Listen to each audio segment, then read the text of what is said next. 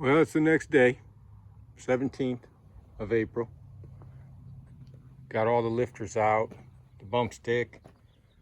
The snout on this is the size of a small block. It's not like a 454, so if you got one of those crank snout turners like I have, small block and big block, you're going to be using the small block one.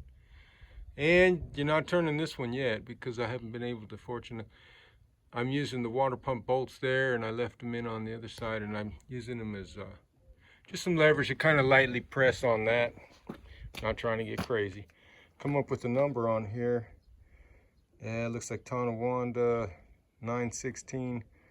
Yeah, they got an I there, but it's 916, and then it has HA, which I pulled up as a 3-deuce, 348 3-deuce hydromatic, or they called it a turbomatic or something. Wasn't the power glide, so it's that old hydromatic 4-speed, I believe. Then again, I don't even know if they were 4-speeds. I know they were old cast iron hydromatics. Basically, all the lifters come out, turn the cam. I got some acetone and tranny fluid soaking here, and just trying to. I think it's gonna come out good once we get some juice in there.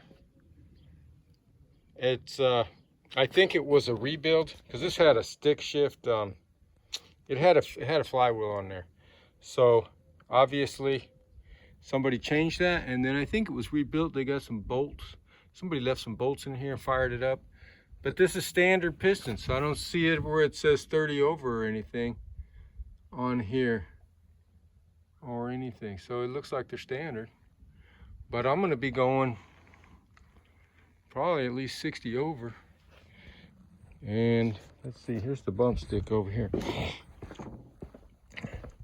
I don't think they can regrind this or anything. I don't know. We'll find out. There's the old pin. All that stuff sitting over here. But I know them cams are expensive for these, so I'm going to try and reuse it. But anyways, have a good day.